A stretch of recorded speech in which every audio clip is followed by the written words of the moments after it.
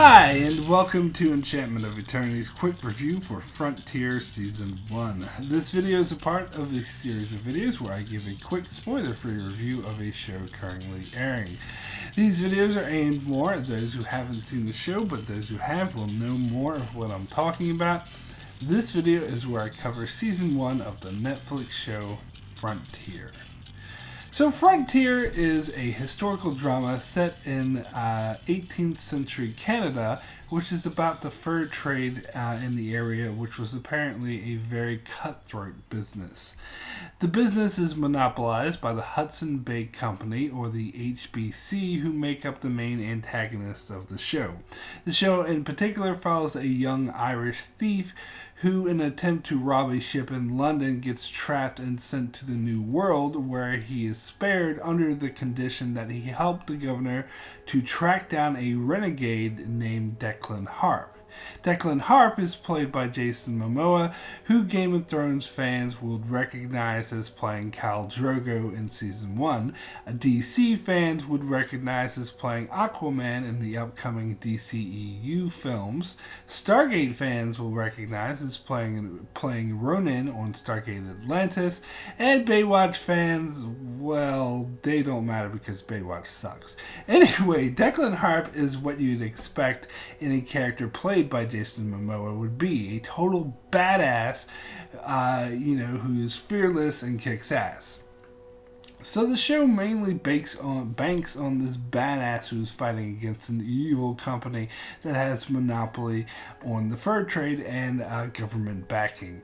We get to see Declan assimilate this naive Irish thief into his ranks while dealing with the politics between the other companies in the fur trade and the native tribes in the region as they all take on this unstoppable foe of the HBC.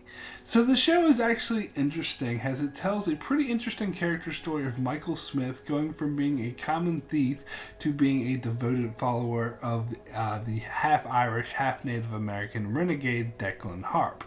And he is first compelled into doing so because the English hold the love of his life prisoner and dangle her fate in front of him, which does sound bit cliched, but it adds an interesting dynamic that the more he joins Harp's fight, the more he risks his love's life.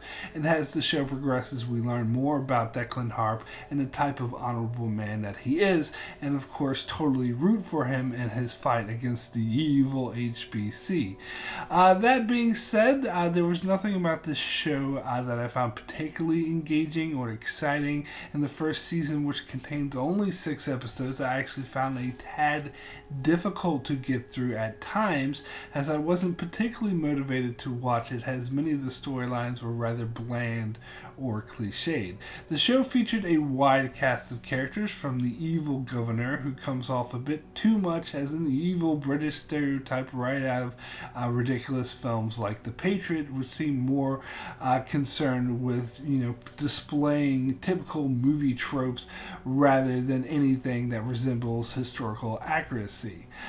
To the side plots involving his right-hand man who is secretly plotting behind his back to steal his power, to other storylines involving a proprietress of a tavern who has her fingers in the black market and knows how to manipulate the authorities as well. This character reminded me a lot of Eleanor Guthrie or Max from Black Sails, but a lesser, less interesting version of it, and thus the storylines always felt like a sort of lesser version of something better to me.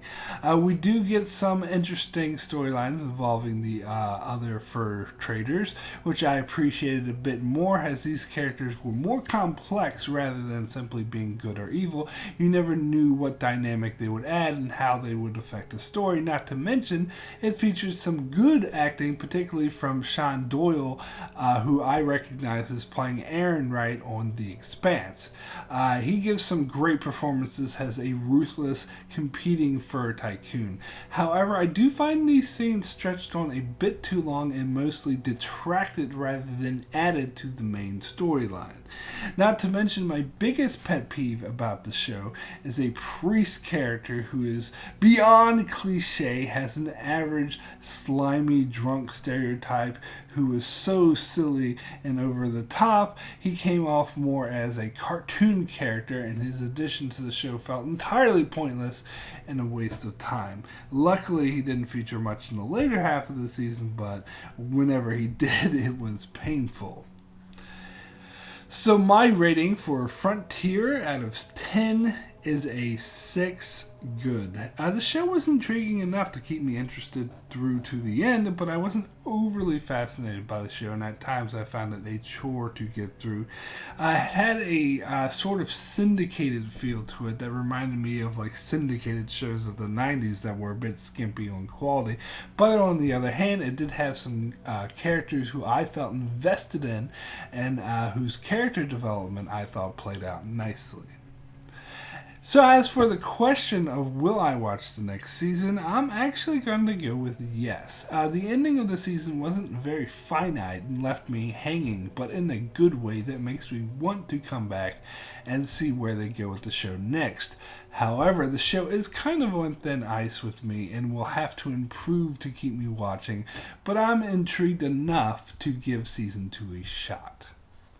So that's it for my quick review of Frontier Season 1. Be sure to check back here every week as I continue to do a quick spoiler-free review of a show currently airing, as well as doing many more videos on other shows like Game of Thrones, Star Trek, The Leftovers, Better Call Saul, The 100, and more.